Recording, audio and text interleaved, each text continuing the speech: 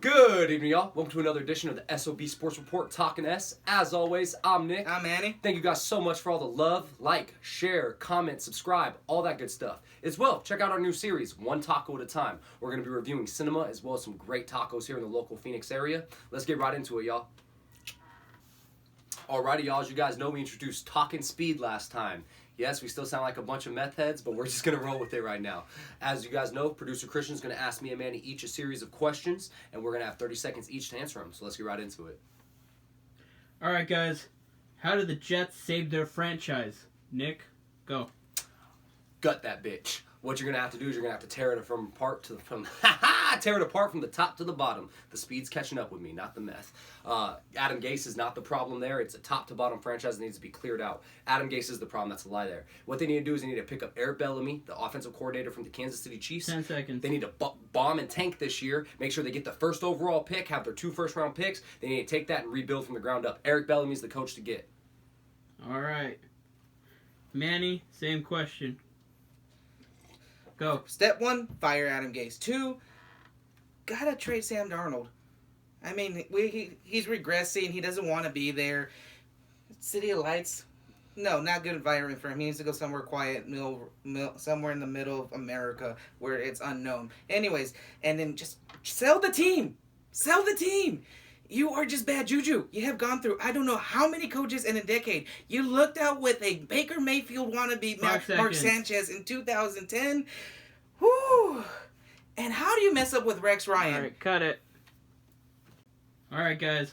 Who is more valuable, Ryan Tannehill or Derrick Henry?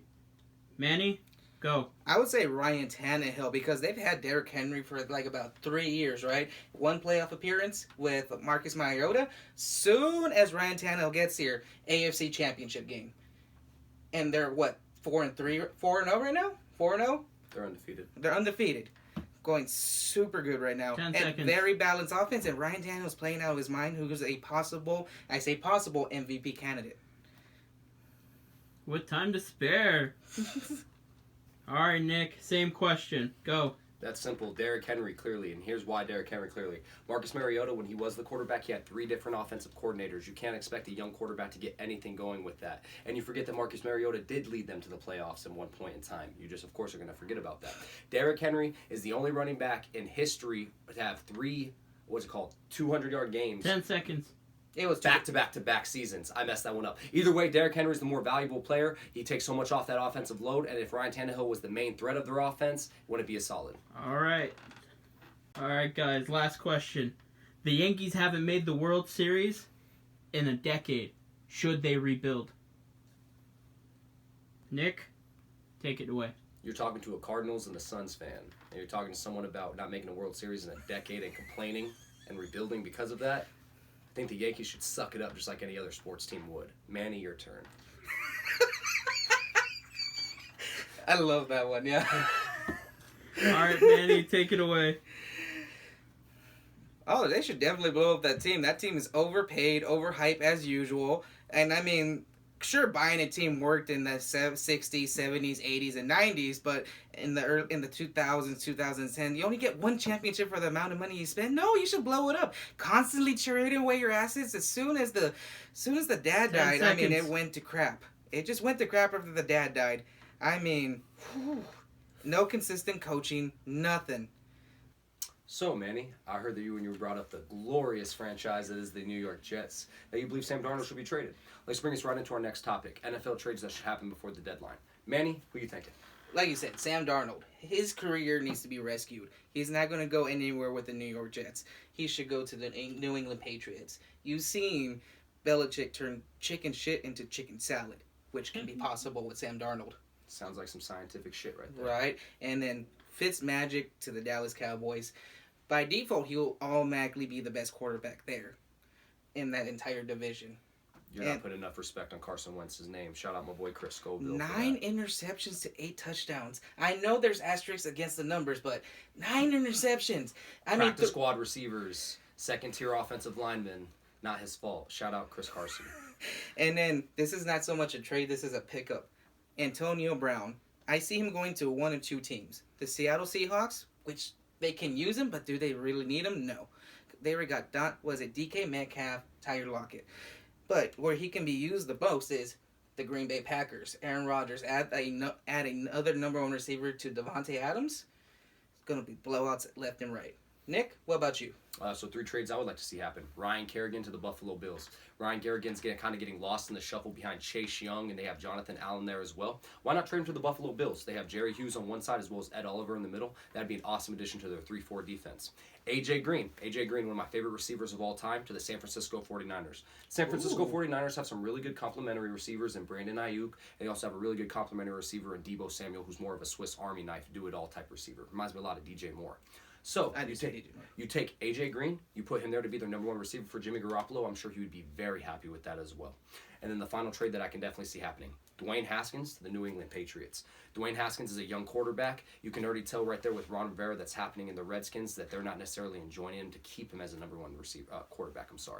Send Dwayne Haskins, send him to the New England Patriots. Let Cam Newton finish out this year, maybe play another year. Let Dwayne Haskins be your bridge quarterback. All right, Nicholas, for my favorite segment of the show, Stardom Sims for Fantasy Football. You got the quarterback. Start us off.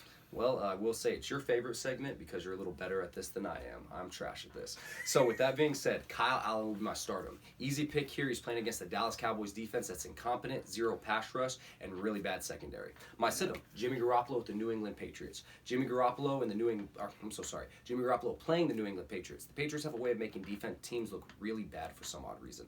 Where it be the secondary that they have, the great coaching that they have. So my stardoms will be Kyle Allen over there at the Dallas Cowboys, and my sit-em will be Jimmy Garoppolo with the New England Patriots. Running backs, who are you looking at, Manny? Well, everyone's favorite candy apple right now is going to be Le'Veon Bell. I would sit him this week because, one, he's learning a new system, and he hasn't had a 100-yard game since 2018. So, yeah, no, not reliable at this point. That's not his fault. Adam Gase's system is trash, and playing in New York, you can't blame him for having less than a 100-yard game. That's a fair enough point, and I agree with you. Fire Adam Gase.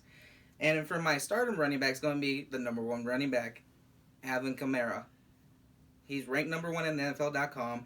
He is averaging 7.5 targets per game, and then he's getting at least about 12 rushing attempts and averaging at least 1.5 touchdowns per game. Stardom, sit-em pass catchers. We're going to talk about receivers on my end, tight ends on his end. My sit-em will be Keenan Allen. Keenan Allen will be playing against the Jacksonville Jaguars. Keenan Allen's been really banged up this season, as he is quite often. So with him being hurt, as well as playing against a cornerback like C.J. Henderson, who's absolutely killing it as a rookie right now, I would clear away from Keenan Allen this week. My stardom will be Jamison Crowder. Since Jamison Crowder has gotten back after week 3 with his injuries, he has over 10 targets a game. He's absolutely the only weapon there in New York. I know we bashed the New York Jets quite a bit here. But I must say that Jamison Crowder is actually a lone bright spot on that offense. So my stardom will be Jamison Crowder against the Bills, and my sit-em there will be Keenan Allen against the Jacksonville Jaguars. Tight ends, who are you looking at? Well, moving on to another New York team, Evan Ingram. That man has been a disappointment. Daniel Jones cannot find the ball anywhere near him. He overthrows him, he undershoots him, but he also is not running the perfect routes. It's only averaging 7.4 yards, points per game. So he's going to be my sit-em. My stardom is going to be Dalton Schultz of the Dallas Cowboys. He is a hot and cold tight end. He's at the point where he can go 15 or 7 points per game. But he's a great emergency if you're having a crazy bye week. Alrighty, y'all. So 2 weeks ago, we did top 5 cornerbacks in the NFL. If you go to our Facebook page, you'll see our top 5 edge rushers. And so today, we're going to do top 5 running backs. A little bit of offensive fun for you. Manny, your top 5 running backs. Let's hear them. Well, the obvious number one running back is Christian McCaffrey. He might be a little dinged up right now, but the last couple of years, he's just been nothing but a stud bucket. My number 2 is going to be Dalvin Cook, the heart and soul of the Minnesota Vikings. Number 3, the real Aaron of the Green Bay Packers, Aaron Jones. Okay. Right? Okay. Right? And then Alvin Kamara, the driving horse of that New Orleans offense, Dink and Doug, Drew Brees. And then begrudgingly, I'm saying Ezekiel Elliott. He's let me down this year with 4 fumbles, but still consistent and catches the ball when he wants to catch the ball. Nick, who are your running backs? We're pretty similar on 3 of those. Christian McCaffrey is the hands down the best running back in the NFL right now. It's not even a question. Alvin Kamara, I love how you said it, the driving force of that New Orleans offense. I love Drew Brees to death, but he is becoming a dink and duck quarterback by definition. Other one that we agreed on, Zeke Elliott. I'm a firm believer that Zeke Elliott, even with the fumbling issues, is one of the best, if not the best running back in the NFL. He does it all. He's a third down back. He's a great pass blocker, and he's also a great pass catcher as well. The 2 running backs we didn't agree on. Derrick Henry. How are you not going to bring up Derrick Henry right now? He is the engine that could, and he is the engine that will. He keeps doing what he's doing, and he keeps rushing for the crown itself. I see Derrick Henry getting the rushing crown once again this year, and I see him doing it pretty emphatically. The fifth running back, who's a very underrated running back and never gets enough love, Chris Carson. Chris Carson has had back-to-back 1,100-plus yards seasons a year, and then on top of that, he averages about 340 receiving yards a year as well. This year, from scrimmage alone, he has 480 yards and 6-plus touchdowns. And everyone talks about Russell Wilson, including me, best quarterback in the NFL right now. No argument. But Chris Carson is a hell of a running back with a mediocre offensive line, to say the least. Chris Carson's the fifth best running back in the NFL, in my personal opinion. All right, Nicholas, some quick NBA snippets. Ty Lue's going to the LA Clippers. Okay. Championship proven. Coach LeBron James to his championship in Cleveland. You know how hard it is to win a championship in Cleveland. And then Stan Van Gundy making the coaching return to the New Orleans Pelicans. I mean, he did help Dwight Howard go to the, NBA Finals in 2009, so that was the last time he was a competent coach. But let's see what he does with Zion Williamson. All right, Nicholas, it's that wonderful time of the year, my favorite time of the year. Yes! And no, we're Khabib and Gase fight this weekend. Let's go! Would you let me finish? We're saving that for your MMA special. Check it out. It's on our channel. Anyways, it's the World Series. Oh, okay. Hell yeah. You picked the Rays actually to win, didn't you? I did. I am looking like an idiot right now, but hey, there's a such thing as comebacks, right? Hey, it's only one game in. Game one, you had the Dodgers beat the Rays 8-3. You had someone like Clayton Kershaw who looked absolutely phenomenal. In 6 innings pitched, he had 8 strikeouts. On those 8 strikeouts, he only allowed 2 hits, and on those 2 hits, he only allowed 1 run. He now moved to second all-time in MLB postseason history in strikeouts. Clayton Kershaw, who usually doesn't look all that great in the postseason, looked damn good that game. Let's talk about Cody Bellinger. That damn celebration. You want to throw out your shoulder, Cody Bellinger? You could have done it while playing, not during a celebration. Let's look at the Dodgers at-bat as well. Max Muncy, Mookie Betts. They each had 4 at-bats. They each hit 2 at the bats. 2 runs per the 4 at-bats. 50% run percentage. Man's looking really good. It's looking like the Rays possibly could have a comeback. Of course, it's only 1 game down. But as of right now, the Dodgers are up, and I'm not happy to say it at all. Thank you guys so much for joining us for another evening edition of the S.O.B Sports Report Talking S. As always, I'm Nick. I'm Manny. Thank you guys so much again. Like, share, comment, subscribe. Really appreciate y'all coming with us for episode 9. As well, check out our newest special, One Taco at a Time. It's going to be listed right over here. It's going to have great cinema talk and great taco talk. Don't forget to check out my MMA special for UFC 254 as well, y'all. With that being said, much love. Peace. See y'all soon. It's like adding too much. I know you understand. Like, it's just like Information overload. It's overload. Exactly. That's what it's called. Information overload. Information overload. Let me know when you're ready.